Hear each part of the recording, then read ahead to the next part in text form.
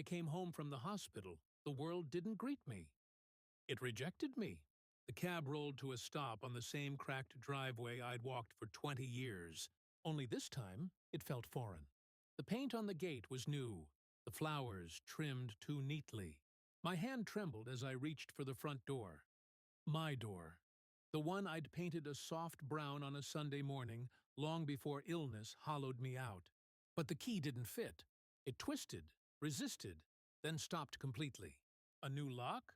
For a moment, I thought I'd made a mistake. Maybe the medication was still fogging my head. Maybe this wasn't my house. But then I saw it. The chipped ceramic angel I'd glued back together after my grandson knocked it over. Still there, perched crookedly on the porch. This was my house, and yet it wasn't mine anymore. Through the window, I saw them, strangers. A woman in a red dress carrying a tray of food. A man laughing too loudly. Children running where mine once crawled. My heart thudded against my ribs as if trying to break free. Their laughter echoed through glass that used to reflect my family. The curtains were different, the walls a lighter shade. Even the smell, I could sense it through the cracks. Fried oil, cheap perfume, the faint bite of beer. Gone was the scent of jasmine and disinfectant that used to follow me through every room. I knocked. Once. Twice. Harder.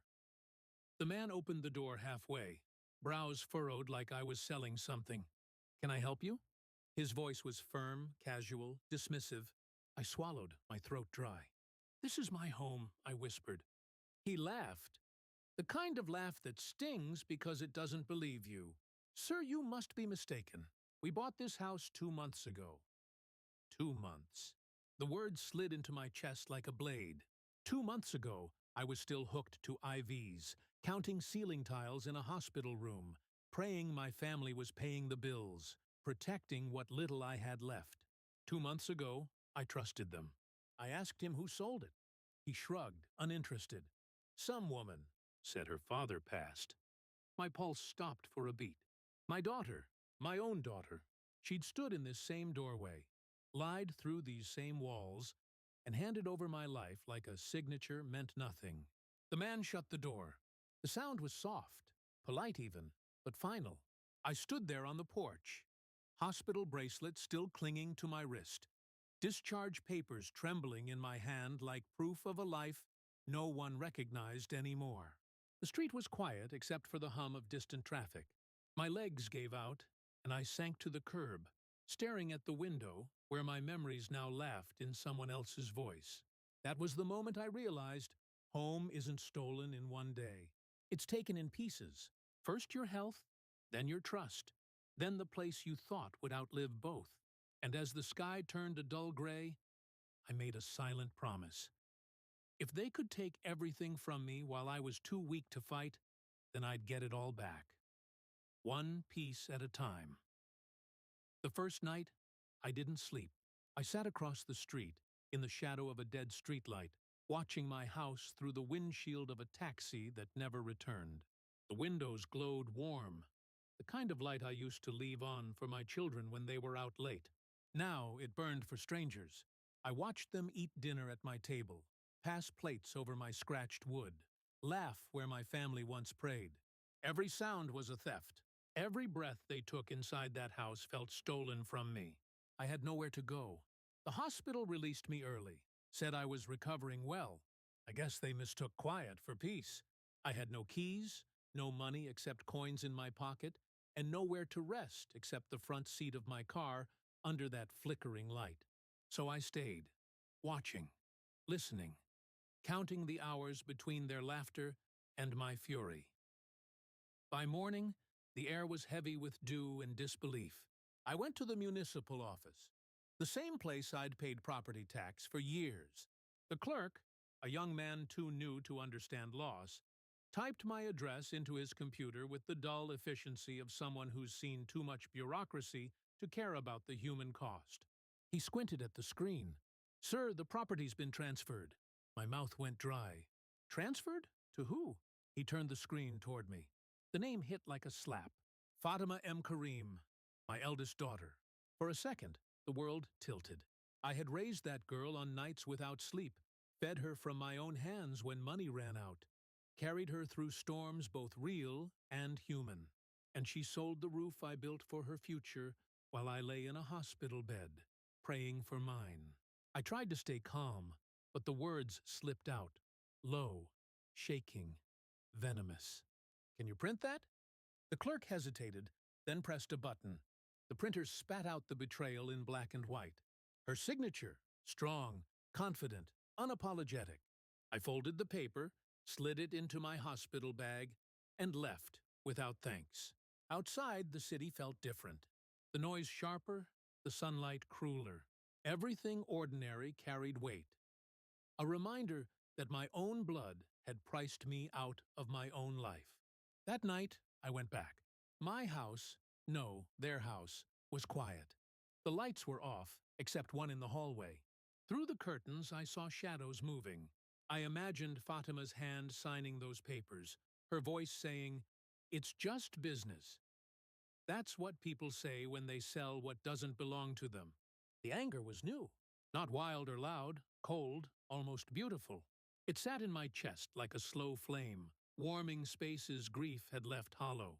I whispered to myself, "They took my home, but not my story." From that night on, I kept a notebook. Dates, names, conversations, evidence. Because if my daughter could erase me from her world, I'd make sure the world remembered me on my own terms. Justice doesn't come from rage. It comes from remembering, and I remember everything. The next morning, I woke with purpose, the kind that doesn't come from rest, but from rage wearing patience like cologne. My hands trembled as I turned the first page of the little notebook where I'd written one word. Why? The word stared back, hollow, waiting for an answer. I started with my son, Yusuf. He lived 20 minutes away, or a lifetime, depending on how you count. When he opened the door, I saw guilt before I heard his voice. His smile faltered, eyes darting past me, looking for an escape hatch in his own hallway. "Baba, what are you doing here? You should be resting." Resting. As if I had a bed to rest in. I stepped inside without asking. His house smelled of coffee and fear. The TV murmured in the background. A preacher talking about forgiveness. How fitting. I turned to him. "You knew." It wasn't a question. It was an accusation wrapped in a whisper. He swallowed. "Baba, please!" I cut him off. "Whose idea was it? Fatima's? Or yours?" Silence. Then his head dropped, voice small. "She said we couldn't afford the medical bills anymore. The taxes. We didn't know you'd come back so soon." The words hit harder than the disease that almost killed me. "Didn't know you'd come back." Like I was a ghost who arrived too early from the grave. My eyes burned, but I refused to cry. I'd spilled enough water on people who never grew anything from it. "You sold my home while I was still breathing," I said, each word measured, clean, surgical. "Tell me, Yusuf, did it feel good? Did the money feel lighter, knowing it came from me?" He tried to touch my arm. I stepped back. "Baba, we didn't mean—" "You didn't mean to get caught," I said. Calm. Too calm. "There's a difference." He looked small then. Not the boy I raised, but a man shrinking under his choices. And for a moment, I almost felt sorry for him. Almost. When I left, I didn't slam the door. I closed it gently. There's power in silence when people expect noise.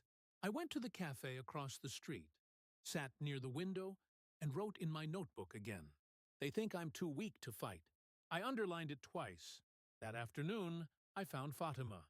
She was at a restaurant, laughing, dressed in red, sipping wine like she hadn't signed away her father's life. I watched her for a long time before walking in. When our eyes met, her smile froze. "Baba?" "Hello, Fatima." My voice didn't shake. "You look well. Success suits you."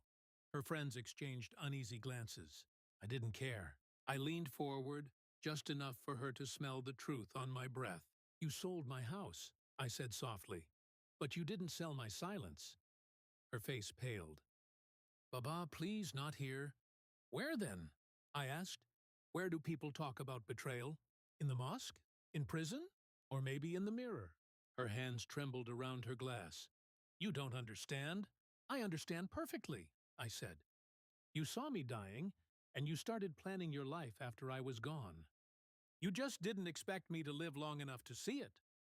I stood. The room held its breath. You took everything, Fatima, but you forgot one thing. I'm still your father.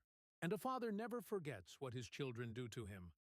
When I left, I didn't look back. I didn't need to. The sound of her breaking was enough. Soft, quiet, human. The kind of sound that stays. Outside, the air smelled like rain. I tilted my face to the clouds and whispered, "They thought I wouldn't survive." And I smiled, because survival, I realized, is the first step of revenge. The streetlight hummed like a tired insect, while I sat in the shadow of a parked car, breath steaming in the cool night. Through the thin curtain of my old living room window, their voices rose and fell. Loud, careless, the sound of people who think the world belongs to them. I could see the dent in the dining table where Yusuf once slammed his pencil when a math problem felt too big.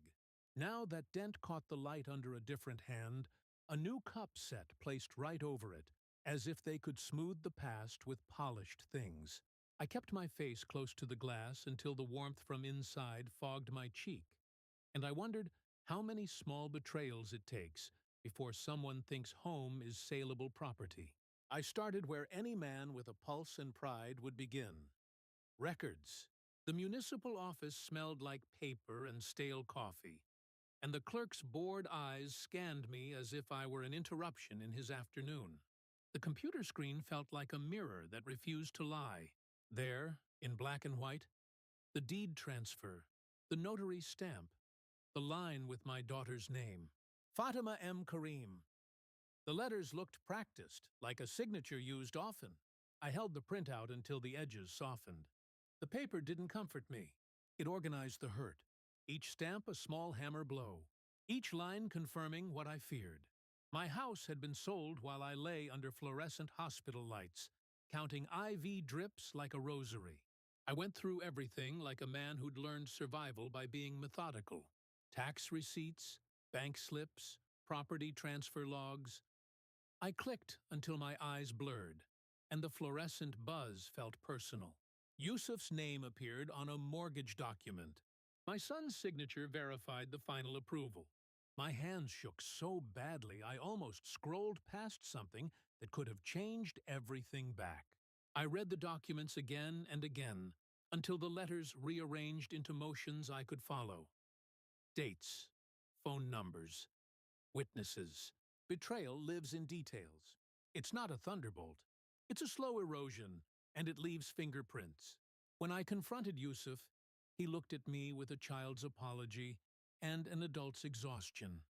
"Baba, it was the bills," he said, voice thin as paper. He wore his excuses like a coat he hoped would keep him warm. "Your medical expenses? The tax bill? They said we had to act." He reached for my hand but stopped halfway, as if contact might burn him. "You should have trusted us," he added, as if trust is a currency you can spend once and forget. Trust. The word echoed. How do you explain to the hands that sold your house the way you once braided their hair, tied their laces, blessed their foreheads? How do you tell them the thing they signed away sheltered the small, quiet parts of your life? The cupboard with chipped mugs, the shelf with medicine boxes, the calendar with little hearts on the days the children came home. I watched Yusuf shrink under his guilt and thought of the nights I counted pennies to make sure he ate. The ledger in my head filled with years of small debts they never repaid. The next days became a map of calls and careful raids. I sat in a thrift store chair with a notebook and a borrowed phone, dialing numbers from transfer papers. I left messages that sounded like casual curiosity. "Hello, this is a neighbor of Fatima. Did you happen to use an agent named Karim?" Questions open doors without slamming them. From the notary's office, a revelation. The sale had been notarized with a power of attorney dated 2 weeks before my discharge. Who signed that? The signature looked like Fatima's, but the witness names were unfamiliar. I traced a witness to a small courier company and found receipts linked to a bank transfer the same day. When I finally saw the bank ledger, my stomach dropped. Money doesn't feel like betrayal until it has a name.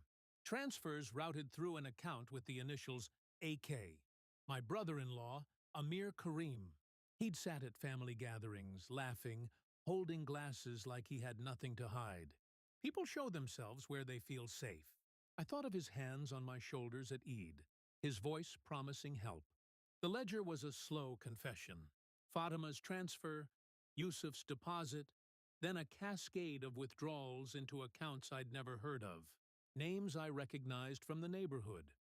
People who wore friendly smiles at funerals and turned their faces when the papers arrived. Anger came like cold rain and stayed. Underneath it, a warier need. The why. Money explains 1,000 things, but it doesn't forgive. Why would my children sell me out? Were the bills that crushing? Did they fear poverty more than they loved me?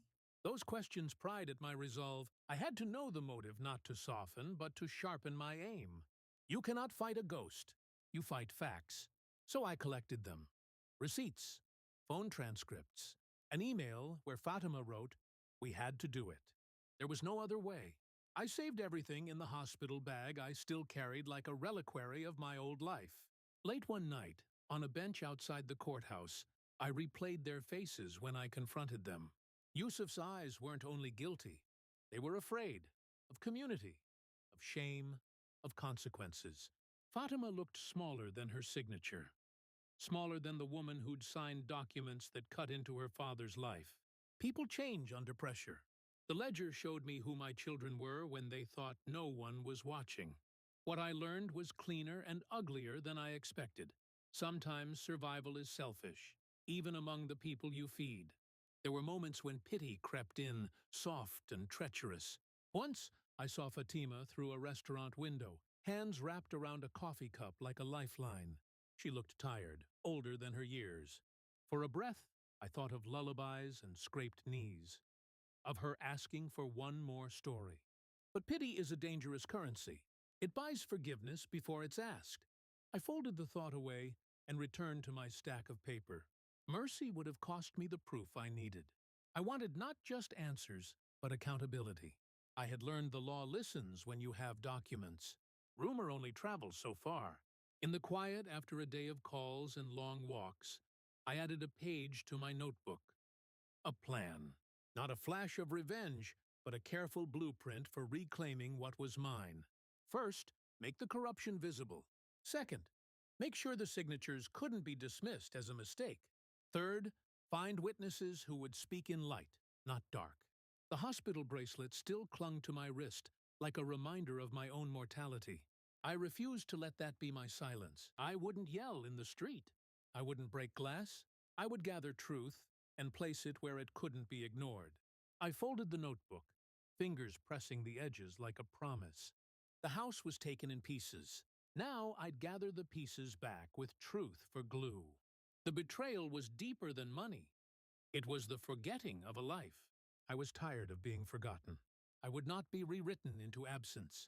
The ledger in my hand felt heavy and honest. It would not lie. I turned my hurt into a weapon. The paper trail gave me both map and mirror, every form signed, every deposit confirmed. I realized my brother-in-law orchestrated the sale, using my children's signatures to hide his greed. In daylight I was polite. At night I wrote, planning. The tone stayed hushed and deliberate. I didn't storm, I built.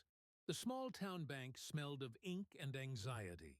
When I confronted the manager, I didn't raise my voice. "Show me who transferred the funds," I said. He hesitated, then printed the ledger.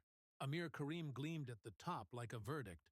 That name lived inside family dinners, wedding photos, summers of false laughter. Now it was just proof. I copied every line, slid it into my notebook, and thanked him with a smile sharp enough to draw blood. Outside, sunlight hit the paper. "They think I'm powerless," I whispered. "They've forgotten what a father can do when you corner him." The plan wasn't finished. It had only begun. Each signature would become a story told in public. Each lie would be carried into the light. I didn't scream. I didn't beg. I learned that silence can be sharper than any knife because it makes people comfortable enough to show their seams. I left the hospital with a thin plastic bag, a discharge paper folded small, and the hollow courage that comes from having nowhere else to fall. The motel I booked smelled of bleach and old coffee. The TV blinked numbers and nothing else. I sat on that stiff bed with my notebook open and wrote in big letters, "Remember, collect, wait." The words steadied me the way breath steadies a swimmer before a long dive. I taped the hospital bracelet to the inside cover so I wouldn't forget why. It wasn't rage that kept me awake. It was a quiet, precise hunger for truth. I began with the small things because small things whisper the loudest truths. Receipts from grocery stores, dates of calls, a photograph of the dent in the dining table taken through the window at dusk. Little proof that other hands now rested where mine had rested for decades. I recorded calls with a cheap voice app. Fatima's voice came across the line. Light. Practiced. We had no choice, Baba. The bills. Excuses wrapped in a tired voice. I let her speak to the end and saved the file like an heirloom. Recordings are ugly things. They don't apologize, but they don't lie. The St. Tracing bank transfers felt like unraveling a sweater knit by trusting hands. I learned account names and initials, the AK that kept appearing, a courier service used to rush papers, an LLC with an important-sounding name that had no website. At the small bank on Elm, where Yusuf's account lived, I asked to see transaction histories. The teller put on that blank business face, polite, bored, a small machine made human. There's a power of attorney form, she said, sliding a photocopy across the counter. The signature on the form was my daughter's, neat and confident. Beside it, a notary stamp dated 2 weeks before my discharge. The photocopy smelled faintly of toner and stale air. I folded it into my notebook and felt something in my chest close into a fist. Betrayal weaves itself into ordinary forms until ink turns it to evidence. There were nights I almost gave up. Sometimes pity crept in like a warm, soft thief. I pictured Fatima as a child, hair in 2 rough braids, face smudged with chocolate. I remembered Yusuf's clumsy first steps across a rug I had mended. Those memories hurt because they were true, and truth complicates revenge. I'd hold the photo of them on my mantle, now theirs, and feel a twinge that was almost tenderness. For a breath, I wondered if confrontation could be soft, a conversation that healed. Then I remembered the eviction notice stuck to my hospital bracelet like a mocking charm. Mercy had become a way of being erased. If I forgave too soon, they'd file that mercy in the ledger as proof I could be bought into silence. I stopped telling my heart what to do and taught it patience. Planning wasn't dramatic. No shouted vow or sudden scheme. It was domestic meticulousness. Where to place a printout so the right eyes found it. Which hand to use when slipping an invoice into a folder. Who would read a note if it landed on their desk. I learned office rhythms like lines of a play. Where people sat, who arrived late, when the assistant made coffee. I wrote names and circled them until the circles looked like targets. I called an old friend from the clinic who'd worked at the prosecutor's office and asked how to make a paper trail speak. She offered practicalities, keep originals, get timestamps, don't yell in public. Justice, she said, prefers patience. My hands shook the day I planted my first seed. I left a misfiled invoice, printed, folded, looking like a mistake, on a CFO's chair as if I'd been clumsy. One paper among many. The CFO frowned, slid it into his folder. Later, at a meeting, he asked the kind of question that makes polished people flinch. Can someone explain this travel expense? The room grew quiet like water over stone. I hadn't spoken. I'd only nudged the current. It was satisfying and terrible to see heads turn. That was the point. Let truth be the instrument, not theatrics. Let them find the fracture on their own. There were missteps. Once I left an invoice on the wrong desk and watched, panicked, as a junior analyst opened it and assumed it was hers.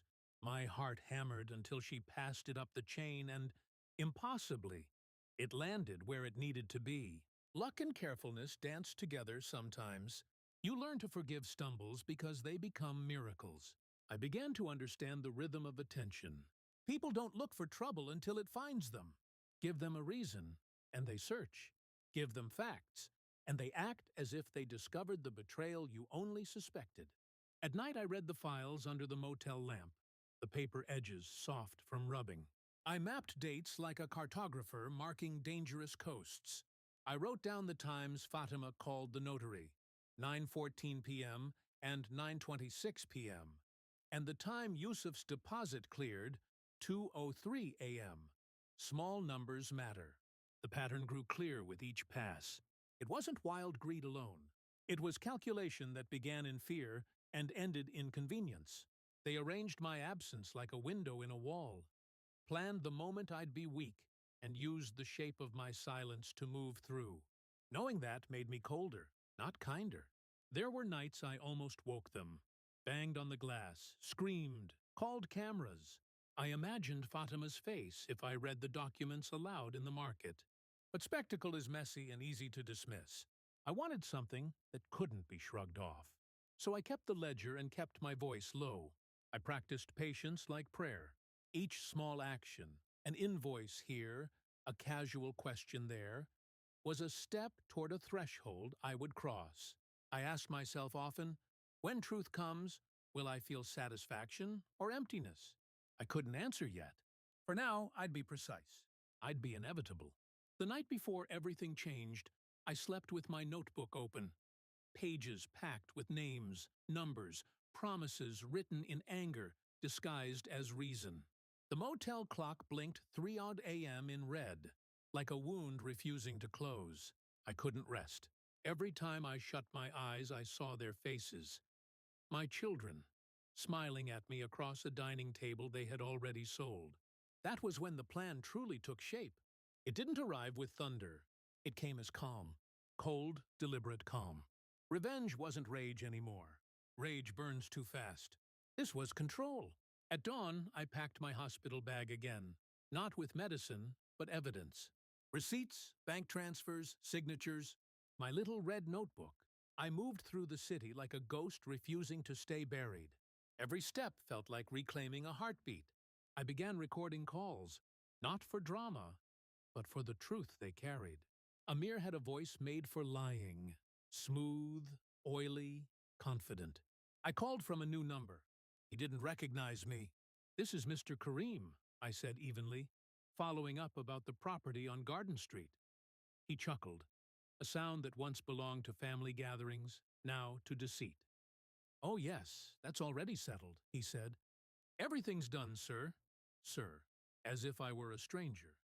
As if blood and history had turned to dust. I recorded every word. When I hung up, my fingers shook, not from fear, from something sharper. I played his voice again, slower, savoring the smugness between syllables. "Everything's done." That's what he thought. That's what they all thought. But nothing was done. Not yet. That night, I wrote, "Mercy is for those who remember you when you're gone." They didn't. From then on, my silence became my weapon. The day came wrapped in stillness, the kind that exists before storms. I woke before sunrise and sat at the edge of the motel bed, staring at the black suit folded across the chair. I hadn't worn black since my wife's funeral. That day it meant grief. Today it meant clarity. I wasn't going to bury anyone. I was going to resurrect the truth. The charity auction was at the Crystal Hall downtown, a place of glass and light, built for people who wanted to be seen. I arrived early, wearing quiet-like armor. My hands trembled only once, zipping the bag. The same bag holding every lie they'd written in my name. Inside, the air was thick with expensive perfume and self-importance. Laughter bounced off glass walls, champagne flutes sparkled under chandeliers, and somewhere in that symphony of wealth, I heard my daughter's voice. Fatima, radiant. The kind of radiant that comes from comfort, not conscience. She wore red again, always red, the color of people who believe they've already won. Beside her stood Amir, the man whose signature sealed my betrayal. They smiled for cameras, hands entwined in a picture of success. My sons stood nearby, stiff in new clothes, avoiding my eyes while basking in her glow. No one saw me slip into the back row. They never do. The program began with applause and speeches about generosity, family, giving back. Irony tasted bitter.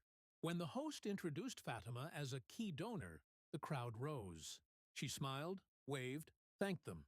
"This," she said, voice trembling with practiced emotion, "is for my late father, who taught me strength." I laughed, out loud, a sharp, broken sound that sliced the applause. Heads turned. For a moment, no one recognized me. Then she did. The color drained from her face like blood retreating from a wound. "Baba?" I stood. "Don't stop," I said softly. "Tell them how strong I made you." The crowd fell silent. Only camera shutters clicked, catching every second. I walked to the stage, each step deliberate, the sound of my shoes echoing off marble. "You said I was gone," I continued, voice steady. "You told the lawyers I was dying. You signed my name. You sold my house, all while I was breathing." Fatima's lips parted. No sound? I turned to the audience. "Do you want to see what strength looks like?" I held up a flash drive. "It looks like the truth you pretend not to see." The projector flickered to life. And there it was. Every document, every transaction, every signature. Each lie in cold light. Fatima's voice filled the hall, recorded from calls she thought were private. "We had no choice. He won't make it. Amir says it's legal." No one clapped now. The air pressed down with disbelief. Amir stepped forward. "This is madness," he hissed, the microphone catching his words. "You're embarrassing yourself." I looked at him, the man who once toasted my birthday with words about loyalty. "No," I said, "I'm reminding you what shame feels like." The host tried to move on. The audience didn't. They whispered. Phones lit. Screens filled with the story unspooling in real time. Fatima's eyes glistened, not with remorse, with fear. My sons stood still, rooted in the collapse of the lie they helped build. "Do you know what betrayal sounds like?" I asked them. "It sounds like applause, until the truth walks in." The room didn't breathe. Hundreds of polished faces froze under the weight of fact. My voice no longer echoed. It lingered, low and steady, in that awful quiet where guilt hangs heavy enough to hear. Fatima reached for the microphone. Her hand trembled too much to hold it. "Baba, please!" "Please what?" I tilted my head. "Stop telling the truth. You taught me that silence keeps families together, didn't you? Look how beautifully that worked." A gasp moved through the crowd, the sound of illusions shattering in public. Amir tried to step forward, smile stretched tight, the mask of a man used to controlling rooms. "This isn't the place for this, Mr. Kareem," he said through teeth. "You're right," I said softly, forcing the mic to strain. "The place was my home, the one you sold." The audience shifted. Some looked away. Others couldn't. That's the thing about shame. It's contagious. I pressed the remote. The slide changed. Power of attorney. Witness. Amir Kareem. The audience gasped again. The paper glowed in white light, official and unflinching. "You signed for me," I said. "You decided my life was over before it was." "Tell them how easy it was, Amir. Tell them how little my name was worth." He reddened. "You don't understand the pressure." "Oh, I understand," I replied. "I understand what desperation looks like dressed as logic. Tell me, how did greed look on you?" "Comfortable, wasn't it?" Uneasy laughter rippled through the back. Cameras flashed. A woman in the front row whispered, "Is this real?" "Very real," I said. "Every word, every number, every betrayal. Real." I scanned the room. You call this a charity auction. Tonight, the only thing being auctioned is shame. Fatima began to cry. Silent tears cut tracks through powder. My sons looked down. I stepped closer to the microphone and exhaled. You sold my house, I said softly. But you forgot something. You can't sell the truth. It always finds its way home. No one moved. The screen glowed like judgment. Then I turned it off, closed my bag, and said the only words that mattered. You're free now, all of you, from pretending to be good. I walked off the stage. The crowd parted without a word. The sound of my shoes on marble was the only applause I needed. Outside, the night air hit like absolution. Cold, clean, unfiltered. The city lights flickered on the windshields of black cars, each one carrying someone who'd just watched the death of my family's reputation. I stood on the steps and watched them leave one by one. None looked at me. No one looks at the storm after it passes. For the first time in months, I wasn't shaking. My hands were still, my breath steady. Inside, they tore down banners, muttered, pretended nothing had happened. But humiliation doesn't wash off. It stains quieter than blood. I walked down the steps, heels clicking like a clock counting to something final. My reflection caught in the glass. A man in black, neither villain nor victim, just awake. At the bottom, my son waited. Yusuf, eyes red, not with anger but something softer. Shame, maybe. Baba, he said, voice small. What have you done? I smiled faintly. What I should have done the first time you all lied to me, told the truth. He took a step. People will talk. They'll ruin us. They already did, I said. You just noticed once it was public. He opened his mouth, then closed it. For once, no excuses. Just silence. That was enough. I turned and walked. My bag felt lighter. I didn't need to carry the documents anymore. They were already working. The night smelled of rain, of endings, of beginnings that didn't need forgiveness. At the corner, I stopped. Through the glass walls, I saw Fatima, slumped in a chair, face buried in hands, a mirror beside her like a shadow learning fear. A strange calm settled. I didn't feel proud. I didn't feel triumphant, just emptied. The way silence empties a mosque after prayer. People think revenge is fire. They're wrong. Fire burns quick and leaves ash. Revenge is ice. It freezes everything it touches, even the hand that holds it. I pulled my coat tight and whispered, they took my home. I took their comfort. The wind carried the words away. I didn't need them back. Some things are meant to vanish once they've done their job. And as I disappeared into quiet streets, I realized something I hadn't known. Closure doesn't sound like victory. It sounds like nothing at all.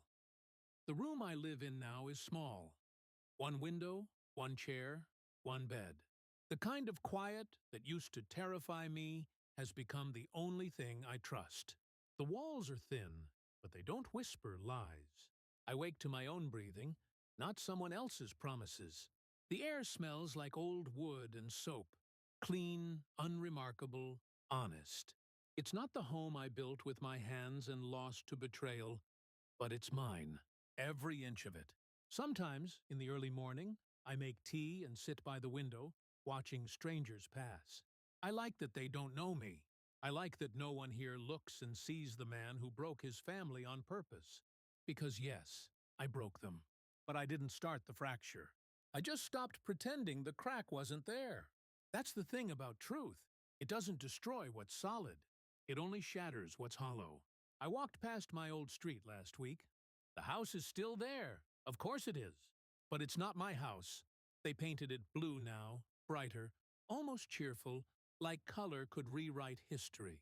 The garden's trimmed, the fence replaced, and the jasmine I planted has been cut down. I stood across the road for a long time, looking the way you look at someone you once loved. The ache sharp, but distant. Through the window, a new family sat laughing over dinner. For a second, I envied them. Then I remembered, That laughter is only safe until someone decides you're no longer useful. I didn't knock. I didn't need to. That door doesn't open for me anymore, and I don't open for it. At night, the quiet gets heavier. Not lonely, just dense, like silence has learned my shape. Sometimes I replay that final moment at the auction. The look on Fatima's face when her own words echoed through the speakers. The tremor in Yusuf's hands. Amir's stunned stillness. I used to think revenge would roar, arrive like thunder, shake the world so I could sleep. It didn't. It came as a whisper, soft and final, like a sigh. There are nights I wonder if I went too far. I think about my daughter crying on that stage, about the way her voice broke when she said, "Baba, please." For a heartbeat, I almost wish I'd stopped. Almost. Then I remember standing in the rain outside my locked door, the key useless in my shaking hand, my hospital gown clinging to my skin, strangers laughing in my living room. That was my breaking point. That was the death of the man who would have forgiven them. I'm not proud of what I did. Pride is too clean a word. What I feel is stillness. I used to live inside chaos, waiting for validation that never came. Now I live inside consequence, and it's quieter here. There's a park 2 blocks from my new place. I go Sundays, sit on the same bench, feed the pigeons. An old man named Daniel sometimes joins me. He talks too much, but his laughter warms the air. I don't tell him my story. I just let him exist near me, safely, without history. One afternoon he asked, "Do you ever miss home?" I watched the pigeons flutter over breadcrumbs. "Sometimes," I said, "but I think I miss the idea of it more than the place." He nodded like he understood.